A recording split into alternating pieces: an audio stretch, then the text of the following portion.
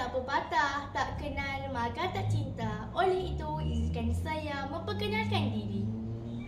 Nama diberi Putri Adelia Maisarah binti Ahmad Lutfi dan saya berusia 11 tahun.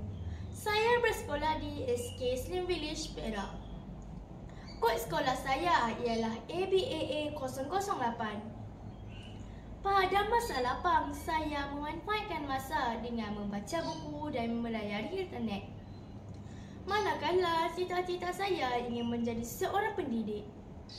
Baiklah, sebenarnya saya berasa amat teruja untuk berkongsi buku yang telah saya baca, iaitu buku yang bertajuk Budak Nakal Kesayangan Cikgu. Penulis buku ini ialah Q. Liana Syuhaimi.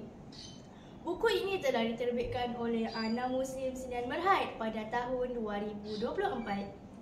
Buku menarik ini mengandungi 128 halaman bercetak dan mengandungi 10 bab kesemuanya. Harga buku ini ialah RM14 dan mampu dimiliki oleh semua yang minat membaca seperti saya.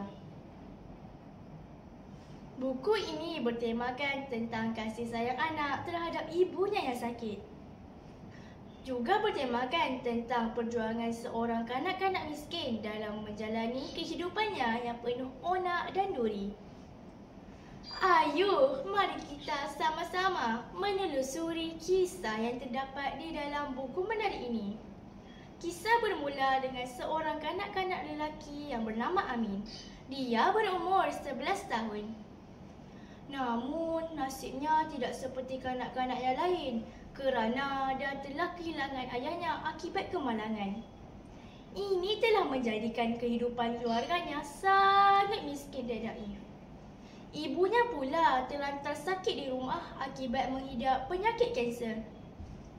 Di sekolah, Amin sangat dikenali dengan kenakalannya. Cikgu Salina, guru bahasa Melayu Amin, memang sudah lali dengan kenakalan Amin. Peristiwa Amin meletakkan ulang mainan di kantin benar-benar telah menyebabkan warga sekolah marah terhadapnya. Peristiwa yang menarik di dalam buku ini ialah apabila Amin diketawakan oleh seorang kanak-kanak asli yang bernama Ijan.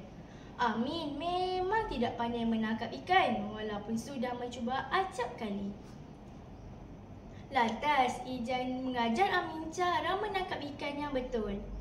Akhirnya, Amin berjaya menangkap 4 ekor ikan dan telah memasak ikan itu untuk dimakan oleh ibunya. Baiklah, dari segi keistimewaan buku ini ialah jalan cerita yang menarik dan memberikan kesan yang mendalam pada saya. Peristiwa yang diceritakan ialah berkisar tentang perjalanan hidup Amin sebagai seorang anak yatim. Peristiwa yang menyentuh hati apabila Amin berjaya mencipta sebuah sajak yang mengisahkan tentang dirinya. Antara baik-baik sajaknya berbunyi, "Aku berjanji, aku tidak akan kembali selamanya." Ini telah menyebabkan air mata Cikgu Salina bercucuran kerana sajak itu amat menyedihkan bagi seorang kanak-kanak. Penulis pandai menjadikan situasi begitu meruntuhkan hati pembaca. Selain itu, pengolahan ayat ringkas tetapi menarik telah menjadikan saya ingin membaca buku ini sehingga tamat. Penggunaan kosakata yang tepat dan tidak melirik telah menambahkan lagi keistimewaan buku ini. Unsur ini telah menjadikan saya ingin membaca buku ini sehingga habis. Di samping itu, banyak mesej dan pengajaran yang boleh dicontohi oleh kita semua. Antaranya, nilai kasih sayang terhadap ibu yang telah melahirkan kita. Ini dapat dilihat. Contohnya, Amin sanggup berkorban demi ibunya yang sakit.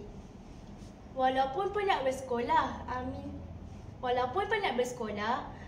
namun Amin setiap hari akan mengurut kaki emaknya yang sakit.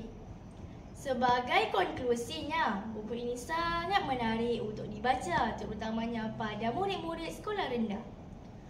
Unsur ini dapat dinilai dari gaya penceritaan, aras bahasa yang digunakan dan kepelbagaian emosi yang terdapat di dalamnya. Akhir kata, jadikan membaca amalan hidup kita. Sekian, terima kasih.